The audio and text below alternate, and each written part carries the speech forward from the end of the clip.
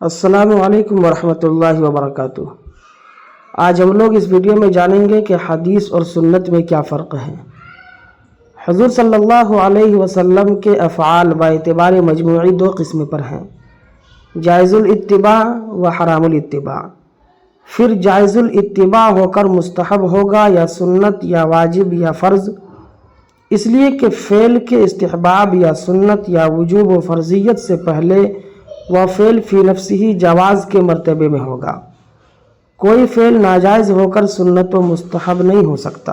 اور حرام الاتباع سے حضور صلی اللہ علیہ وسلم کی خصوصیات مراد ہیں، مثلا بیک وقت ازواج تسعہ کو اپنے عقد میں رکھنا، ایسے ہی طواف علی البعیر اور شب و روز میں سے کسی وقت میں افطار نہ کر کے دن کو بھی اور رات کو بھی روزہ رکھنا، جس کو صوم وصال کہا جاتا ہے، جس کے اتباع سے حضور صلی اللہ علیہ وسلم نے بھی منع فرمایا ہے۔ اس قسم کی خصوصیات کی اتباع جائز نہیں۔ بہرحال لفظ حدیث جائز الاتباع و حرام الاتباع دونوں قسم کے افعال کو شامل ہے۔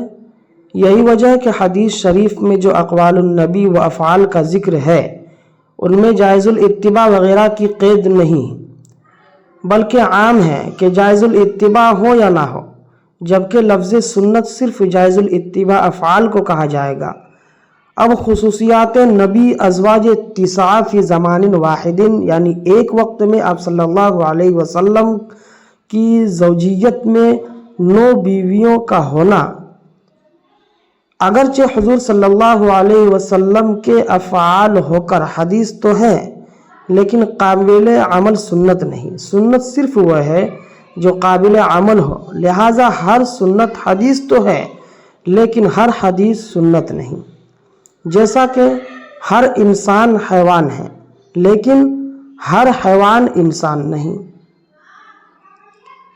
فبینہما عموم و خصوص مطلق، چونکہ ہر حدیث قابل عمل نہیں اور سنت صرف قابل عمل ہی کو کہا جاتا ہے، اس وجہ سے حضور صلی اللہ علیہ وسلم نے فرمایا ترکت فیکم امرین لن تضلوا ما لم تمسکتم بہما، کتاب اللہ و سنت رسول اللہ، اور حدیث رسول اللہ نہیں فرمایا۔ نیز قولہ صلی اللہ علیہ وسلم فعلیکم بسنتی و سنت الخلفاء الراشدین المہدیین، اس وجہ سے اہل حق کو اہل سنت کہا جاتا ہے، نہ کہ اہل حدیث، کیونکہ سب احادیث مبارکہ قابل عمل نہیں۔